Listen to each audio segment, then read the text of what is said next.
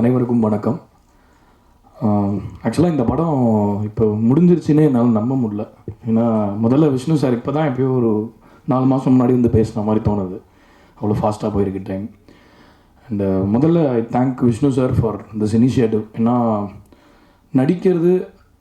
நடிக்கிறதே ஒரு பெரிய, நான் நிறைய ஆக்டர்ஸோட மூவ் பண்ணிகிட்ருக்கேன். ஸோ எனக்கு அது எவ்வளோ கஷ்டம்னு நான் பார்த்துருக்கேன் ஆக்சுவலாக.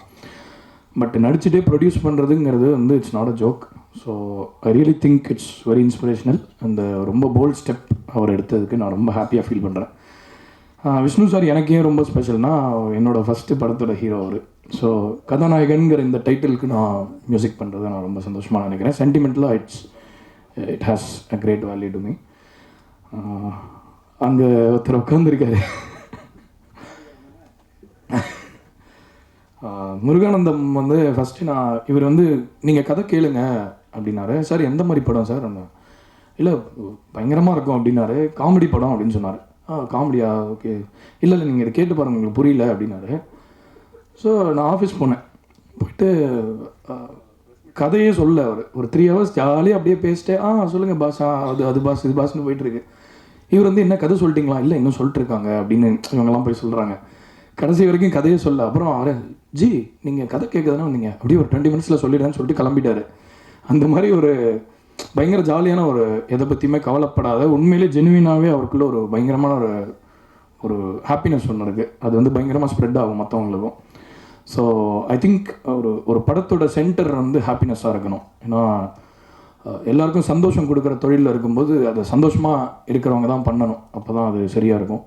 ரொம்ப கடுப்பாக உட்காந்துட்டு என்னையா காமெடியே வரல, அந்த மாதிரி பண்ண முடியாது காமெடி. ஸோ அவரே ஒரு பயங்கரமான காமெடியன், வெரி அக்ளைம்ட் ஆல்சோ.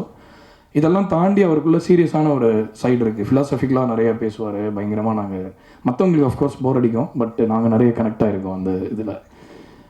வந்து I definitely have to thank my technicians. Ishit அப்படிங்கிறவர் வந்திருக்காருங்க. அவர் தான் இந்த படத்தில் பாடல்கள்லாம் மிக்ஸ் பண்ணது. எல்லாருக்கும் படத்துக்கும் அவர் தான் பண்ணுறாரு. ரவிஜி வந்து இந்த படத்தில் வந்து பாடினது எழுதினது மட்டும்தான் தெரியும். அவர் இதை தாண்டி நிறைய விஷயங்கள் என் மியூசிக்கும் என் லைஃப்க்கும் நிறையா அவர் பண்ணிகிட்ருக்காரு from a lot of films. So இந்த நேரத்தில் நான் என்னோட ரொம்ப ஸ்பெஷலான தேங்க்ஸ் ரவிக்கு சொல்கிறேன். ஏன்னா நிறைய விஷயங்கள் பண்ணும்பொழுது குட்டி குட்டி விஷயங்களை வந்து கேர் பண்ணி பண்ணுறதுக்கான மக்கள் இருக்கும்போது தான் அந்த ஒர்க்குக்கு குவாலிட்டி வருது. ஸோ அந்த மாதிரி ஒரு சின்ன சின்ன விஷயம் நான் ஓவர்லுக் பண்ணியிருந்தா கூட அதை கேர் பண்ணி, நான் எதாவது சரியாக பண்ணலன்னு என்னை திட்டுறது கூட அவர் தான். ஸோ பயந்துட்டே தான் நானே பண்ணேன். So Ravi, thank you so much. And இங்கே இருக்கிறவங்க எல்லாருமே நான் பயங்கரமான ஃபேன். ஆக்சுவலாக நான் குறிப்பாக சொல்லணும்னா சூரி சார் பயங்கர ஃபேன் நான். ஏன்னா யாரும் சொன்னாங்க, இங்கே படம் மியூசிக்கே இல்லாமல் தான் முதல்ல வரும் படம். பார்க்கும்போது பயங்கரமாக விழுந்து சிரித்தோம் நாங்கள் எல்லாருமே. ஏன்னா ஒரு அன்ஃபினிஷ்ட் படம், டப்பிங் கூட ஆக்சுவலாக அப்போ முடிஞ்சிருக்கல. ஐ திங்க் சூரி சார் வந்து நிறைய படத்தில் நம்ம பார்த்துருப்போம், பட் இந்த படத்தில் ரொம்ப ஒரு தனியாக ஒன்று பண்ணியிருக்காரு அப்படின்னு நான் நினைக்கிறேன். ரொம்ப டிஃப்ரெண்ட்டாக இருந்தது. நான் ரொம்ப என்ஜாய் பண்ணேன். நான் வந்து ஆனந்த்ராஜ் சாருக்கு பயங்கரமான ஃபேன். நாங்கள் எப்போவுமே பேக்ரவுண்ட் ஸ்கோர் பண்ணும்போது கூட பேசிகிட்டே இருப்போம். அதாவது ஒரு சாதாரணமான விஷயத்தை கூட ஒரு வாய்ஸ் மாடுலேஷனால் ரொம்ப ஸ்பெஷலாக சொல்லியிருந்தார் நிறைய விஷயங்கள் படத்தில். அது சிம்பிள் விஷயமாக தான் இருக்கும், பட் அந்த மாடுலேஷன் சொல்கிற அந்த விதத்தினால ரொம்ப அது ஃபன்னியாக இருந்தது. And Saranya ma'am is special for me for 2 reasons. 11th VIP 2 release ஆகுது, அதுலேயும் அவங்க நடிச்சிருக்காங்க, இந்த படத்துலேயும் அவங்க நடிச்சிருக்காங்க. ஸோ ஷீஸ் அ பயங்கர பாசிட்டிவான ஒரு வைப் அவங்க கொண்டு வருவாங்க எல்லா ப்ராஜெக்ட்டுமே. ஸோ லக்ஷ்மணன் அவர் தான் ஜென்ரலாக நோண்டுவார் எல்லாத்தையும், வந்து எல்லாம் சரியாக இருக்கா அப்படின்னு ஒரு வாட்டி எதுக்கும் பார்க்குறவர் அவர். ஆனால் ரொம்ப முக்கியமான ஆள் அவர் தான். குவாலிட்டி செக் இந்த படத்தில் பண்ணியிருக்காரு. ஸோ வந்து அது வந்து ரொம்ப ஒரு முக்கியமான ஜாப் அப்படின்னு நினைக்கிறேன். ஸோ எல்லோரும் சொன்ன மாதிரி நான் ஒன்றும் புதுசாக சொல்ல போகிறது, இது டீம் ஒர்க் தான். So I thank every singer. And singers பற்றி நான் ஒரு டக்குன்னு சொல்லிடுறேன். அனிருத் வந்து இந்த படத்துக்காக ஒரு பாட்டு பாடி கொடுத்தார். அந்த ஓன எனப்புங்கிற பாட்டை அவர் தான் பாடினார்.